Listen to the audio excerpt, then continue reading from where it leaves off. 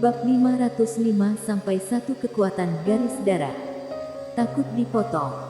Kadendi juga sangat takut dengan pedang itu. Bagaimanapun, dia tidak berani memblokir Lily yang marah sekarang. Si kecil ini sangat pemarah. Ketika marah, tidak ada yang bisa membujuknya kecuali Mileye. Di kejauhan, tahta Raja Dewa jelas juga takut dengan pedang di tangan Lily. Dia berbalik dan berlari, tetapi tidak bisa keluar dari ruang rahasia.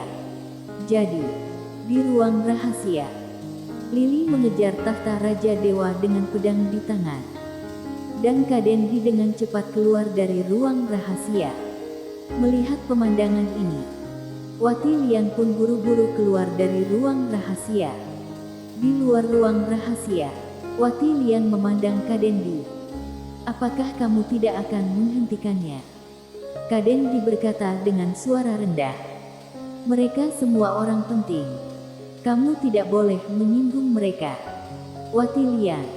Kadendi berjalan ke pinggir, tengkurap di tanah, dan mulai memulihkan tubuhnya. Sebelumnya, dia menyedot air suci yang disimpan di mata air suci.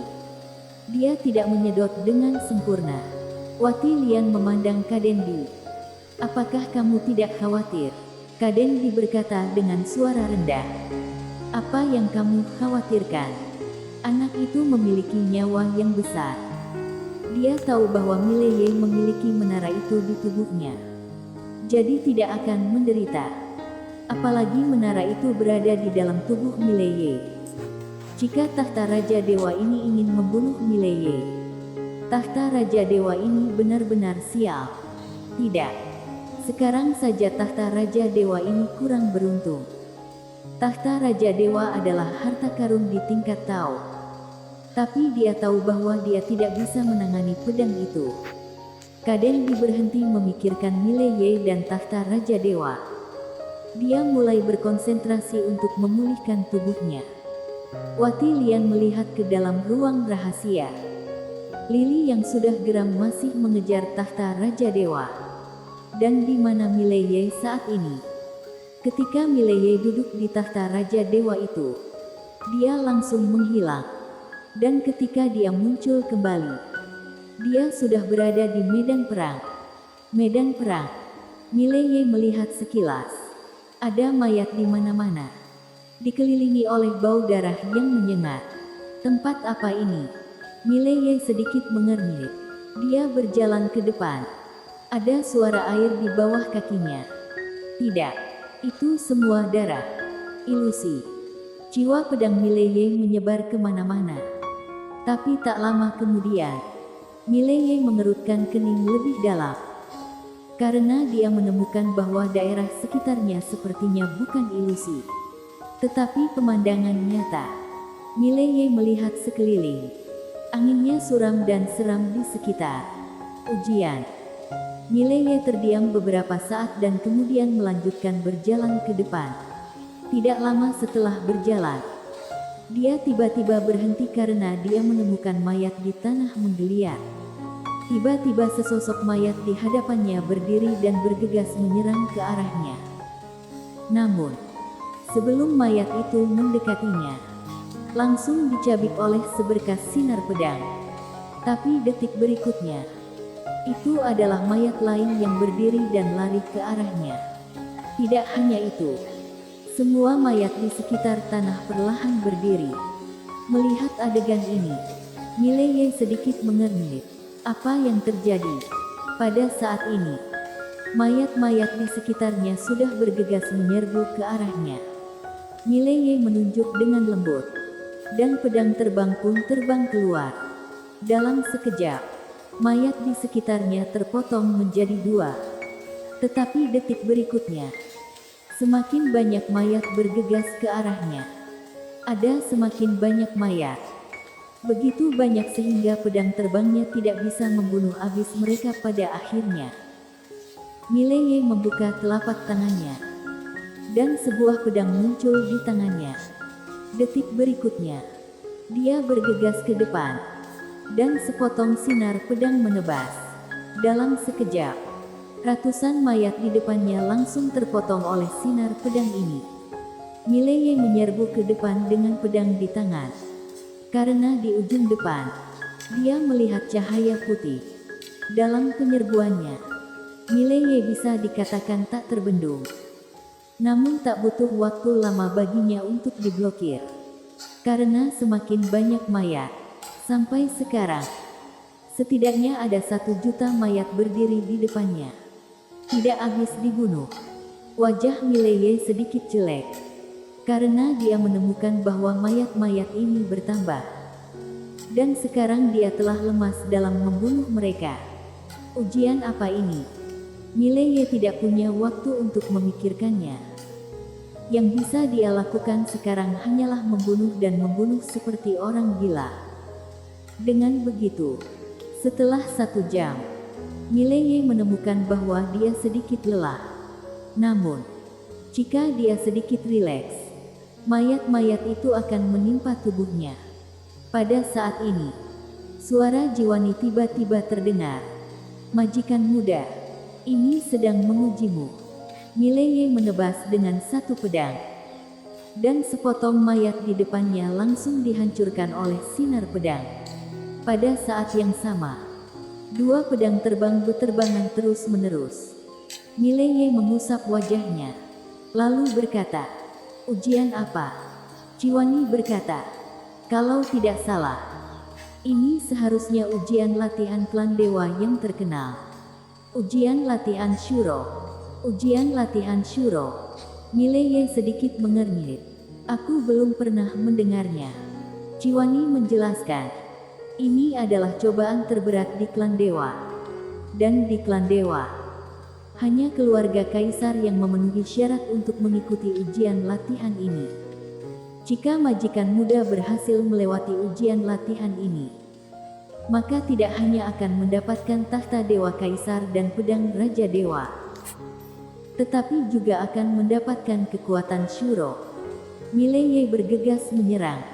Dimanapun dia lewat, mayat yang tak terhitung jumlahnya hancur berkeping-keping. Kemudian, dia melambaikan pedangnya dan berkata, "Kekuatan Shuro." Jiwani berkata, "Kekuatan Shuro adalah kekuatan yang sangat kuat. Berkali-kali lebih kuat dari kekuatan Moko kamu." Setelah beberapa saat, Mileye bertanya, "Bagaimana cara lulus uji coba ini?" Jiwani berkata dengan sungguh-sungguh, "Aku tidak tahu, Mileye." Jiwani menambahkan, "Aku hanya tahu bahwa ada pepatah di klan dewa. Bagaimana kamu bisa mendapatkan kekuatan Shuro tanpa melewati neraka Shuro?" Neraka Shuro. Mileye melihat ke kejauhan. Dan di depannya, masih ada mayat yang padat dan tak berujung. Tidak habis dibunuh. Inilah yang dipikirkan Mileye saat ini. Mengapa membunuhnya? Pikiran ini tiba-tiba terbang ke dalam pikiran Mileye. Detik berikutnya, Mileye menginjak kaki kanannya dengan ringan. Dan seluruh tubuhnya naik ke langit. Pada saat yang sama, pedang terbang muncul di bawah kakinya. Dan kemudian, dia menjadi sinar pedang menghilang tidak jauh. Di bawah, mayat yang tak terhitung jumlahnya menatap Mileye. Di udara, Mileye tertawa terbahak-bahak. Persis seperti itu, Mileye terbang melewati dengan pedangnya di udara. Dan ketika dia melihat ke bawah, dia masih memiliki beberapa ketakutan yang tersisa. Di tanah di bawah, setidaknya ada jutaan mayat yang padat. Jika mengandalkan pembunuhan, diperkirakan dia tidak akan bisa membunuh mereka dalam setahun. Setelah beberapa saat, Mileye melihat patung besar. Dan di sekitar patung itu, mayat-mayat itu menjauh. Mereka tidak berani mendekat. Mileye berhenti. Dan dia mendarat di depan patung, yang tampak seperti pria parubaya yang mengenakan jubah emas besar, dengan pedang di pinggangnya. Pedang Raja Dewa. Pada saat ini, patung itu tiba-tiba membuka matanya. Kelopak mata Mileye melonjak. Apakah orang ini hidup? Patung itu menatap Mileye. Matanya acuh tak acuh. Kamu bukan dari darah klan dewa kami. Mengapa kamu datang ke sini? Mileye berpikir sejenak, lalu berkata, aku salah jalan. Kau tidak. Antar aku kembali. Patung itu sangat marah. Lancang. Ini adalah tempat suci. Bagaimana kamu bisa menghujat? Begitu bicara. Tekanan yang kuat tiba-tiba meluncur turun dari tubuhnya. Pada saat ini, Mileye tiba-tiba muncul di belakang patung. Dan di belakangnya, dua sinar pedang melintas di atas patung. Patung itu dipenggal oleh sinar pedang. Tapi tidak terjadi apa-apa. Mileye segera kabur dengan pedang. Dia berlari sangat cepat. Tetapi tiba-tiba, ruang hampa di depannya berubah. Dan detik berikutnya, dia muncul di depan patung lagi. Patung itu menatapnya. Matanya acuh tak acuh. Mileye menyeringai. Senior, kita bisa bicarakan. Patung itu menatap Mileye. Siapa kamu sebenarnya? Mileye berpikir sejenak. Dan hendak berbicara ketika patung itu tiba-tiba berteriak dengan marah. Keluarlah. Suara itu terdengar. Pedang penakluk jiwa langsung secara paksa dibawa keluar oleh kekuatan rahasia itu. Ketika melihat pedang penakluk jiwa, Mileye diam-diam mengatakan bahwa itu buruk. Dia tidak lupa bahwa klan dewa dan klan jiwa ini adalah musuh bebuyutan saat itu. Pedang penakluk jiwa. Patung itu sedikit mengernyit. Dan setelah beberapa saat, dia memandang Mileye. Kamu orang klan Baka. Mileye menggelengkan kepalanya. Aku manusia. Patung itu bertanya. Lalu kenapa kamu punya pedang penakluk jiwa klan Baka? Mileye berkata, kakakku memberikannya kepadaku. Siapa kakakmu? Zhenjian. Zhenjian. Mileye mengangguk. Patung itu bertanya. Siapa Zhenjian? Berbicara tentang ini, wajahnya tiba-tiba berubah. Ternyata dia. Mileye lega. Ternyata pria ini mengenal Zhenjian. Setelah hening sejenak, patung itu bertanya lagi. Di mana dia sekarang? Mileye berkata, pergi ke tempat lain. Patung itu diam. Setelah beberapa saat, ekspresi patung itu berangsur-angsur menjadi sedikit rumit. Dia adalah orang terbaik dalam sejarah klan dewa kami. Dikatakan. Itu memandang Mileye. Manusia. Kamu juga sangat baik. Sayangnya, kamu bukan dari klan dewa kami. Mileye berkata. Klan dewa telah jatuh. Kamu tahu. Patung itu mengangguk. Tampak semakin rumit. Mileye memandangi patung itu. Kamu juga pikir aku juga bagus. Jadi mengapa tidak berinvestasi padaku? Mungkin aku bisa membawa klan dewa jaya lagi. Patung itu memandang Mileye. Apakah semua manusia berkulit tebal sepertimu? Mileye terdiam. Gengsi. Di dunia ini yang paling tidak berguna adalah gengsi. Apa gunanya itu? Tanpa gengsi, segala sesuatu mungkin terjadi. Patung itu juga terdiam, seolah memikirkan sesuatu. Mileye tersenyum dan berkata, Senior, meskipun aku bukan dari klan dewa, tapi pada saat ini, patung itu tiba-tiba berkata, kamu bisa menjadi dewa dari klan dewa kami. Mileye tercengang. Patung itu menatap Mileye. Meskipun kamu manusia, kamu bisa menjadi dewa klan dewa kami. Mileye sedikit mengernyit. Apa maksudmu? Senior. Patung itu berkata, tukar darah.